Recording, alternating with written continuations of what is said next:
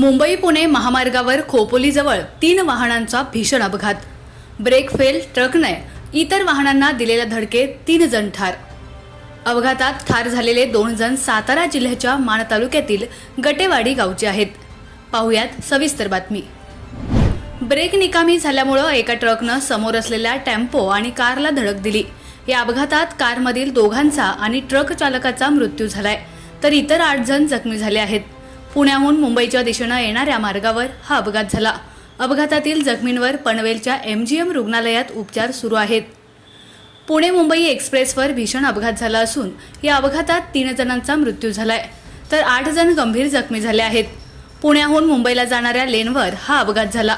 ट्रकचा break निकामी झाल्याचं चालकाचं ट्रकवरचं नियंत्रण सुटलं आणि ट्रकनं पुढे असलेल्या कोंबड्याची वाहतूक करणाऱ्या टेम्पो आणि ओमनी कारला धडक दिली। ट्रकनं दिलेल्या धडकेनं भीषण अपघात झाला। ही ओमनी कार माण तालुक्यातील आहे। ट्रकची धडक एवढी जोरदार होती की ओमनी कारमधील 2 जणांचा जागीच मृत्यू झाला। ओमनीमधील 3 जण जखमी झाले आहेत, तर या अपघातात ब्रेक फेल झालेल्या ट्रकच्या चालकाचाही मृत्यू झालाय, तसेच ट्रकमधील 2 जण जखमी झाले आहेत।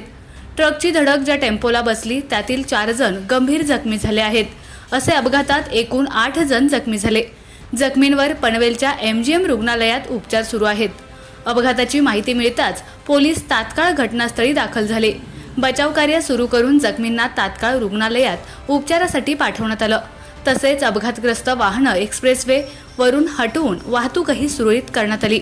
अपघातग्रस्त ओमनी कार माण तालुक्यातील गटेवाडी येथील असून या कारमधील 2 जण ठार तर 3 जण गंभीर जखमी आहेत।